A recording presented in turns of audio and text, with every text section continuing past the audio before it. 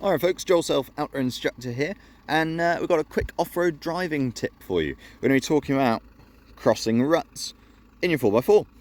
So the mighty Instructor mobile, the Freelander 2 that I own, is going to be going through these ruts here. Now of course, first thing I'd suggest is if you can go round them, go round them. But in this particular instance, we're going to need to be going across these ruts. They're not majorly deep, they could certainly be deeper, but they are deep enough that if we tackle these wrong, we could get the vehicle stuck, and that of course is a bad day out.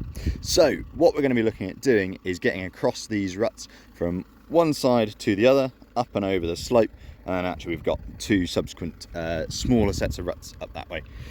These are just for anyone who's trying to get a handle on how deep these ruts actually are. You can see that the rock slider is currently sitting at my waist height, so they really are quite deep ruts, just in case you were struggling to sort of comprehend how deep they were. I know some of those things don't come across on video very well. What we're wanting to avoid here is driving straight over these, because of course you drop the front set of wheels into the first ruts, and provided you've got enough traction on the back end, you might be able to churn your way up and over. But then of course you're going to drop into the second rut with the front end, by which point your back end's probably getting close to being in the rear rut as well, and you might well beat yourself over that centre section. So what we're actually going to be doing, instead of driving straight across, is going to be tackling these at about a 45-degree angle. And that means that we're going to be dropping individual wheels into the ruts until we're all the way up and out. You're only going to get an in-car view of this, so I do apologise, I don't have anyone else to hold a camera whilst I go for this little crossing. But yeah, hopefully you can kind of see from what I'm doing there, that's the angle we're attacking at, and you'll see from in the vehicle what that looks like. So there you go, you can see that if I was to just try and go straight across these now, like I say, we would be dropping wheels in all the wrong places. So all we're doing is turning ourselves to about 45 degrees, and then we should be able to go straight over these, just dropping a wheel at a time into each hole. So that's front left into the first rut, and front left out of the first rut. You can then see that front right drops in. There we go.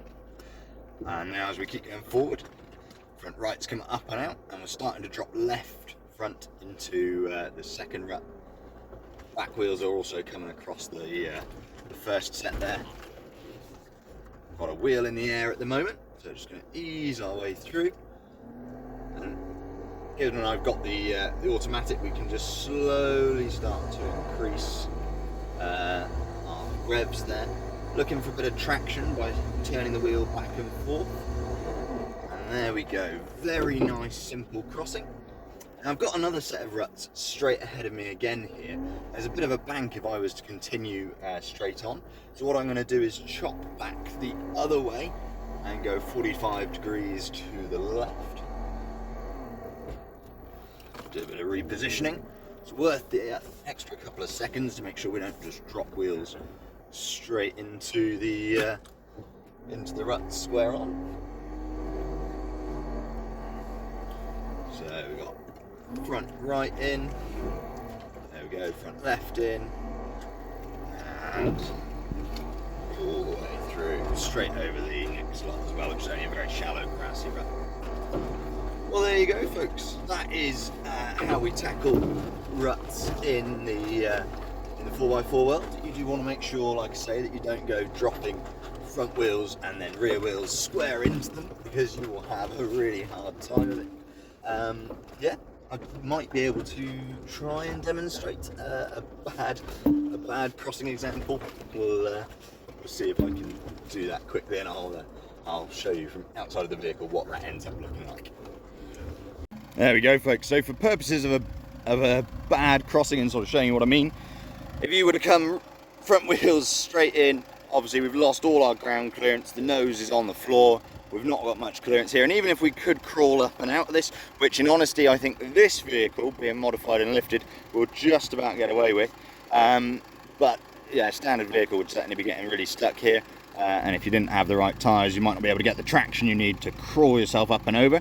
But this obviously is a really poor position to get yourself stuck into, and even if you do make it out of that first rut, you're going to drop into the second as well.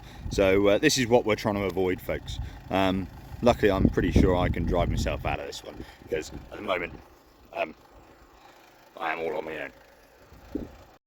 Little bonus clip for you folks, just to sort of clarify how I was getting myself out of that situation, and that was to really turn the wheels hard so that I can start to try and crawl one wheel up and out. You can see we've not had great traction, but we've worked to get there, and now I would keep that steep angle, potentially doing a bit of shunting back and forth until I was on my 45 degree, and then I would come the whole way across the ruts. So just in case you're wondering how I got myself out of that situation without the use of another vehicle, yeah, there we go. Anyway, I hope that video has been helpful for you folks, gives you some good ideas of what you should and shouldn't be doing. Yeah, do enjoy driving, keep yourselves nice and safe, and if you do need some instruction, come and organise a day with me. I'd love to get out with you. Thank you for watching. Cheers all. Bye bye.